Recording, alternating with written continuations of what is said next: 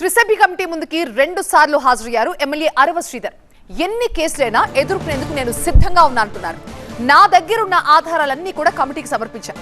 పవన్ కళ్యాణ్ ఏ నిర్ణయం తీసుకున్నా కట్టుబడి ఉంటా. ఈ వివాదం మా ఇద్దరి వ్యక్తిగత వ్యవహారం. దయచేసి పార్టీలకు దీన్ని ఆపాదించొద్దు అంటూ విజ్ఞప్తి చేశారు అరవ శ్రీధర్. ఏదైతే ఈరోజు మన జనసేన పార్టీ అధ్యక్షుల వారు ఏదైతే కమిటీ ఇచ్చారో ఆ కమిటీకి నేను నాకేం జరిగిందో పూర్తి వివరణ ఇవ్వడం జరిగింది. అదేవిధంగా పార్టీ అధ్యక్షులు గౌరవ శ్రీ పవన్ కళ్యాణ్ గారు ఏదైతే రాష్ట్ర ఉప ముఖ్యమంత్రిగా ఉన్నారో ఆయన నిర్ణయం తీసుకుంటారు. ఆయన నిర్ణయం తీసుకున్న తర్వాత నేను మళ్ళీ మరొక మారి ప్రెస్ మీట్ పెట్టి ఇంకా పూర్తిగా క్లారిటీ ఇస్తా అని చెప్పి మీడియా మిత్రులందరికీ తెలియజేస్తాను. ఎన్ని కేసులైనా ఎదుర్కోవడానికి నేనున్నాను, నేను ఎదుర్కొంటా.